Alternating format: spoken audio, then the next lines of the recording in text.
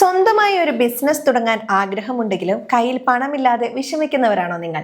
ബാങ്കുകളിൽ കയറിയിറങ്ങി മടുത്തവർക്ക് ഒരു വലിയ ആശ്വാസമാണ് കേരള പിന്നാക്ക വിഭാഗ വികസന കോർപ്പറേഷൻ നൽകുന്നത്. വെറും 3% മുതൽ 6% വരെയുള്ള കുറഞ്ഞ പലിശയ്ക്ക് 20 ലക്ഷം രൂപ വരെ വായ്പ നൽകുന്ന സുപ്രധാന പദ്ധതികളെ കുറിച്ചാണ് ഇന്ന് നമ്മൾ സംസാരിക്കുന്നത്.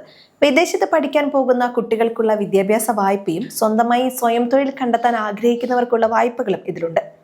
സാധാരണക്കാരെ സഹായിക്കുന്ന ഈ പദ്ധതികൾ എങ്ങനെ അപേക്ഷിക്കണമെന്നും എന്തെല്ലാം കാര്യങ്ങൾ ശ്രദ്ധിക്കണമെന്നും ഈ വീഡിയോയിലൂടെ ലളിതമായി പറയാം. ആദ്യമായി KSBDC വഴി നമുക്ക് ലഭിക്കുന്ന ഏറ്റവും പ്രധാനപ്പെട്ട 2 വായ്പാ പദ്ധതികൾ ഏതൊക്കെയാണെന്ന് നോക്കാം. ഒന്നാമത്തേത് പിന്നാക്ക വിഭാഗത്തിൽപ്പെട്ടവർക്കും ന്യൂനപക്ഷ വിഭാഗത്തിൽപ്പെട്ടവർക്കും സ്വന്തമായി തൊഴിൽ ചെയ്യാൻ നൽകുന്ന സ്വയം തൊഴിൽ വായ്പയാണ്. ഇതിൽ 3 ലക്ഷം രൂപ വരെ വാർഷിക വരുമാനമുള്ള കുടുംബങ്ങളിലെ പുരുഷന്മാർക്കും സ്ത്രീകൾക്കും വെറും 6% പലിശയ്ക്ക് 20 ലക്ഷം രൂപ വരെ വായ്പ ലഭിക്കും.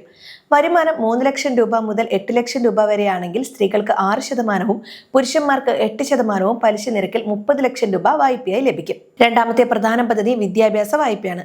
ഇന്ത്യയിൽ പഠിക്കാൻ 15 ലക്ഷം രൂപ വരെയും വിദേശത്ത് പഠിക്കാൻ 20 ലക്ഷം രൂപ വരെയും വെറും 3% പലിശയ്ക്ക് ഈ പദ്ധതി വഴി വായ്പയായി ലഭിക്കും. ഇനി വായ്പകൾ ലഭിക്കാൻ നിങ്ങൾക്ക് യോഗ്യതയുണ്ടോ എന്ന് എങ്ങനെ പരിശോധിക്കാം? KSBCDC വായ്പകൾ പ്രധാനമായും 2 വിഭാഗങ്ങൾക്കാണ് ലഭിക്കുന്നത്. ഒന്ന് OBC അഥവാ മറ്റ് പിന്നാക്ക വിഭാഗങ്ങളിൽപ്പെട്ടവർ, 2 മുസ്ലിം, ക്രിസ്ത്യൻ, സിഖ്, ബുദ്ധ, ജൈന, പാഴ്സി തുടങ്ങിയ വിജ്ഞാപനം ചെയ്യപ്പെട്ട ന്യൂനപക്ഷ വിഭാഗങ്ങളിൽപ്പെട്ടവർ.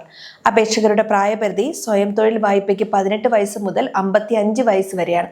വിദ്യാഭ്യാസ വായ്പയ്ക്ക് 16 വയസ്സ് മുതൽ 32 വയസ്സ് വരെയാണ് പ്രായപരിധി. നിങ്ങളുടെ വാർഷിക വരുമാനം തെളിയിക്കുന്ന വില്ലേജ് ഓഫീസറുടെ സാക്ഷ്യപത്രം വായ്പയുടെ തുക നിശ്ചയിക്കുന്നതിൽ വളരെ പ്രധാനമാണ്. അടുത്തത്, ഈ വായ്പയ്ക്ക് അപേക്ഷിക്കാൻ എന്തെല്ലാം ഔദ്യോഗിക രേഖകൾ നിങ്ങളുടെ കയ്യിൽ കരുതണം എന്ന് പറയാം. ഇതിനായി 5 പ്രധാന രേഖകളാണ് ആവശ്യമുള്ളത്. ഒന്നാമതായി നിങ്ങളുടെ ജാതിയും വിഭാഗവും തെളിയിക്കുന്ന വില്ലേജ് ഓഫീസിൽ നിന്നുള്ള ജാതി സർട്ടിഫിക്കറ്റ്. രണ്ടാമതായി നിങ്ങളുടെ കുടുംബത്തിന്റെ കൃത്യമായി വരുമാനം കാണിക്കുന്ന വരുമാന സർട്ടിഫിക്കറ്റ്. മൂന്നാമതായി നിങ്ങളുടെ തിരിച്ചറിയൽ രേഖയായ ആധാർ കാർഡ്. നാലാമതായി നിങ്ങളുടെ റേഷൻ കാർഡിന്റെ പകർപ്പ്. അഞ്ചാമതായി നിങ്ങൾ ചെയ്യാൻ ഉദ്ദേശിക്കുന്ന ബിസിനസിന്റെ കൃത്യമായ ഒരു പദ്ധതി വിവരണം അഥവാ പ്രൊജക്ട് റിപ്പോർട്ട്.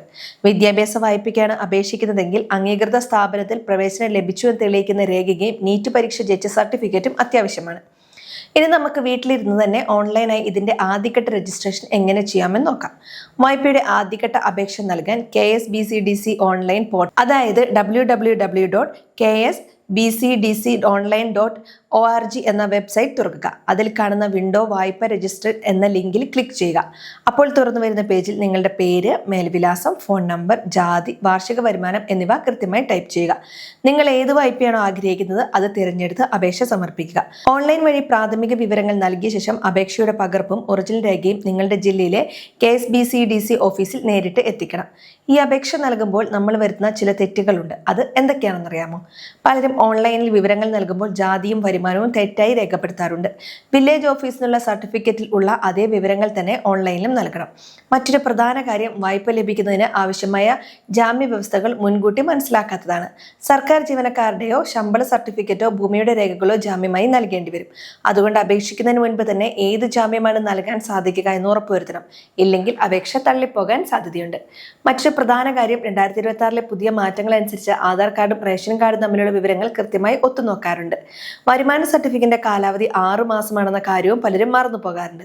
ഇത്തരം സാങ്കേതിക തടസ്സങ്ങൾ ഒഴിവാക്കാൻ അപേക്ഷ സമർപ്പിക്കുന്നതിന് മുൻപായി നിങ്ങളുടെ അടുത്തുള്ള CSC കേന്ദ്രവുമായി ബന്ധപ്പെട്ട രേഖകളെല്ലാം കൃത്യമാണെന്ന് ഉറപ്പുവരുത്തണം. അവസാന തീയതികൾ മാറാൻ സാധ്യതയുള്ളതിനാൽ ഓഫീസുകളിലെ അറിയിപ്പുകൾ എപ്പോഴും ശ്രദ്ധിക്കണം. അവസാനമായി ഒരു കാര്യം കൂടി ഓർമ്മിപ്പിക്കാം. KSBCDC വായ്പകൾ പെട്ടെന്ന് ശരിയാക്കി നൽകാമെന്ന് പറഞ്ഞ് നിങ്ങളെ സമീപിക്കുന്ന ഇടനിലക്കാരുടെ കെണിയിൽ വീഴരുത്. കോർപ്പറേഷൻ ഒരു തരത്തിലുള്ള കമ്മീഷനും വായ്പ അനുവദിക്കാൻ വാങ്ങാറില്ല. നിങ്ങളുടെ ബാങ്ക് അക്കൗണ്ട് വിവരങ്ങളോ OTP നമ്പറോ ഫോണിലൂടെ മറ്റ് വ്യക്തികൾക്കോ കൈമാറരുത്. വായ്പാ തുക കൃത്യമായി തിരിച്ചടയ്ക്കാൻ SBI കളക്ട് പോലുള്ള ഔദ്യോഗിക ഡിജിറ്റൽ സംവിധാനങ്ങൾ മാത്രം ഉപയോഗിക്കുക. ഈ വീഡിയോ ഉപകാരപ്പെട്ടുവെങ്കിൽ മറ്റുള്ളവരിലേക്ക് ഷെയർ ചെയ്യാൻ മറക്കരുത്.